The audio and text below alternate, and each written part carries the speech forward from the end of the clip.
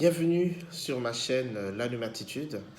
Je vais vous parler aujourd'hui des 5 langages d'amour de Gary Chapman. Les 5 langages d'amour de Gary Chapman, c'est quand même une recherche qui a été faite par cet anthropologue du même nom, donc Gary Chapman, qui est un anthropologue américain, donc, qui a mené une enquête en prélevant un échantillon assez représentatif sur le monde.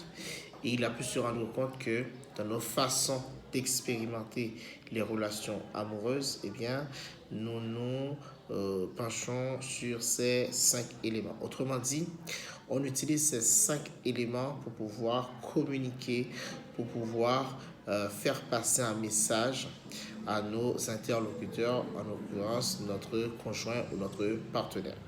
Bien entendu, selon l'avis de Gary Chapman, ces 5 langages ne concernent pas uniquement les relations amoureuses, c'est-à-dire les relations entre hommes et femmes, ou bien en tout cas les relations amoureuses en général, mais ça concerne aussi les relations humaines, c'est-à-dire ça peut être appliqué entre un père et ses enfants, ça peut être appliqué entre des gens, quoi, ok?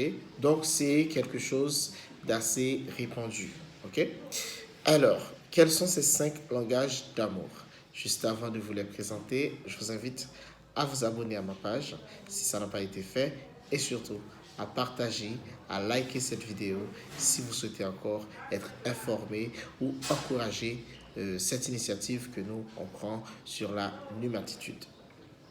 Les 5 langages d'amour sont les paroles valorisantes, le toucher physique, les cadeaux, les services rendus avec amour, ok, et puis les moments de qualité. Alors, je vais considérer chacun de ces langages.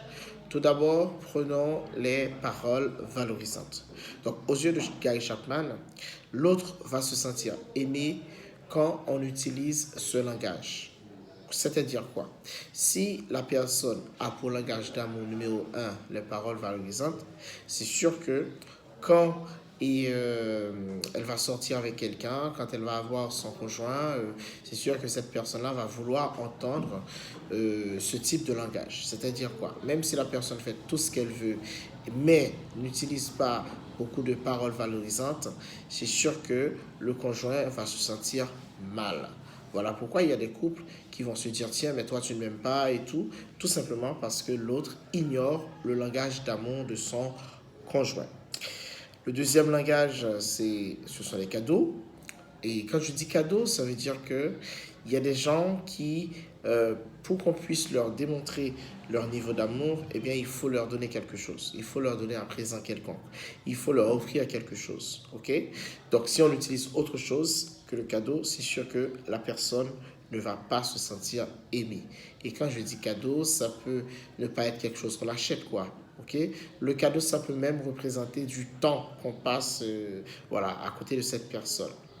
Troisièmement, le toucher physique. Alors, le toucher physique, c'est quelque chose qui est très répandu chez les hommes. On prétend que les hommes utilisent beaucoup ce langage d'amour, mais bon, pas tous les hommes, bien sûr. Donc, c'est un langage assez intéressant, dans la mesure où l'autre va se sentir aimé quand on lui fait des câlins, quand on lui fait des bisous, quand on a des relations sexuelles avec lui. D'accord? Là, il va vraiment se sentir aimé.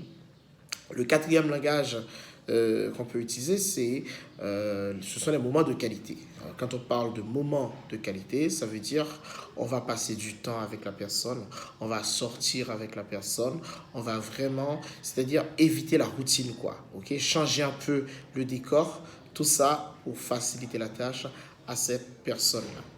Et puis, il y a un cinquième langage, c'est, on va dire, les services rendus. Service rendu, c'est quand, comme le mot s'explique, c'est quand on rend des services à la personne, quand on aide la personne à réaliser quelque chose, ok? Donc, par exemple, le conjoint, il rentre à la maison et on lui prépare quelque chose à manger, ça peut être un synonyme de service rendu. Maintenant, je viens de vous expliquer brièvement ces 5 langages. La question, c'est comment identifier le langage d'amour de l'autre. Alors, c'est très simple. Il suffit d'abord d'écouter les plaintes de l'autre, ok, en fonction de ce sur quoi l'autre il met l'accent on va subtilement identifier son langage d'amour. Mais aussi, on peut en discuter avec lui pour lui demander qu'est-ce qu'il aime, qu'est-ce qu'il n'aime pas. D'accord? Autre chose, il y a des gens qui ne savent même pas ce qu'ils ont comme langage d'amour. Il y a deux scénarios par rapport à ça. C'est ou soit la personne est vraiment en baisse de régime, la personne vit en couple, mais malheureusement, il y a beaucoup de choses qui manquent. Okay?